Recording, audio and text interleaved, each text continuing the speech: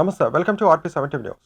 కొమరంభీం జిల్లా కాగజ్ నగర్ మండలంలోని దరిగం అటవీ ప్రాంతం రెండో పులి మృతిపై పీసీసీఎఫ్ అధికారి Dubriyal additional PCCF wildlife Chandan Kumar Farzin NTCA ప్రతినిధుల విచారణకై సంఘటన స్థలాన్ని సందర్శించి ఉన్నత అధికారుల ఎన్సీసీఎల్ నిబంధనల ప్రకారం పోస్టుమార్టం నిర్వహించిన అధికారులు, పశు వైద్య అధికారులు పులిని ఉచ్చుతో హతమార్చారా లేక విషప్రయోగం జరిగిందా అనే అనుమానాలు ఉన్నట్లు పీసీసీఎఫ్ వెల్లడించారు.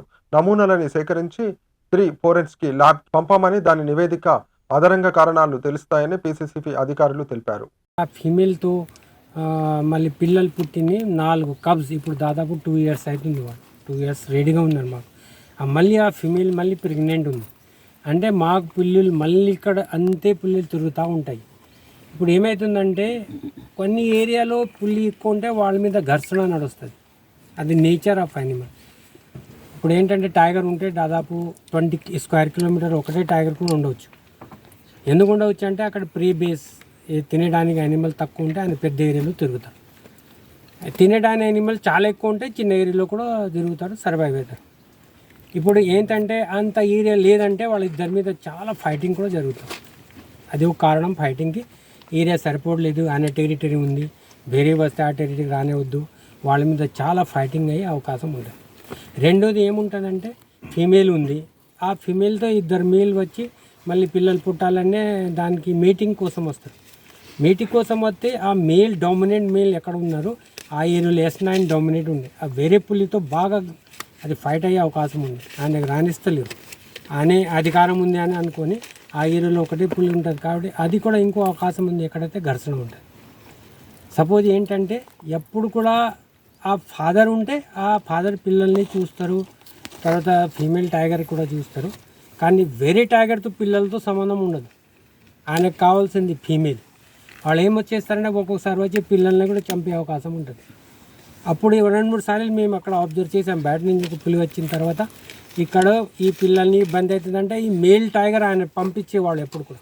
S9 పెద్ద ఆయన పిల్లలు కాబట్టి వేరే వాళ్ళని రాణిస్తలేరు. ఆ విధంగా కొంచెం ప్రొటెక్షన్ ఆ ఏరియాకి ఉండేది. ఇంకోటి ఏమైతే ఇప్పుడు 4 పిల్లలు పెద్దగా ఉండాలంటే 2 ఇయర్స్ దాటిపోతే వాళ్ళ టెరిటరీకి వెళ్ళిపోతారు. లేదంటే వాళ్ళిద్దరి మీద కూడా ఫైటింగ్ నడుస్తుంది. ఎందుకంటే టెరిటరీ ఎవరిది అని. అందులో ఎవరైతే వీక్ ఉంటారో ఆయన చనిపోయే అవకాశం చాలా మటుకు ఉంటాయి. ఆ ఫైటింగ్లో ఎవరైతే వీక్ ఉన్నాడో ఆయన పారిపోయి జగ లేదంటే వాళ్ళ ఇద్దరి మధ్యలో ఘర్షణ ఒకటి చచ్చిపోతుంది. అంటే ఫస్ట్ టైగర్ మాకు రిపోర్ట్ బట్టి ఏమైతుందంటే ఆ విధంగా ఇంటర్నల్ ఫైటింగ్లో ఒక చిన్న పులి చచ్చిపోయింది. అంతకుముందు రిపోర్ట్ కూడా NTC పోయింది, మొత్తం అయిపోయింది.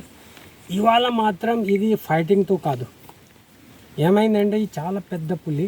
దాన్ని ఇక్కడ చూస్తే స్నేర్ ఉంది నెక్లో, ఎవరు చుట్టూ వారి మొత్తం ఉచ్చు ఏమంటారు దీన్ని, అంటే ఎక్కడైనా ఉచ్చులో ఆయన పోయినప్పుడు అది అయింది.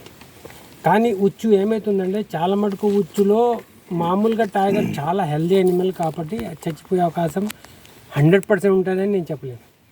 ఎందుకంటే ఒక్కొక్కసారి ఆయన వైర్ ఫసిందంటే దానికి స్లో చేయడానికి ఆయన ప్రయత్నాలు చేస్తాడు.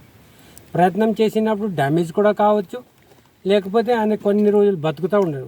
అటువంటి టైగర్ కొన్ని సంవత్సరం బతుకుతాయి. వాళ్ళు ఏం చేస్తారు, లూజ్ ఉంటే చచ్చిపోదు, మరి చేసినప్పుడు గట్టిగా ఉంటే అప్పుడు చచ్చిపోయే అవకాశం ఉంటుంది.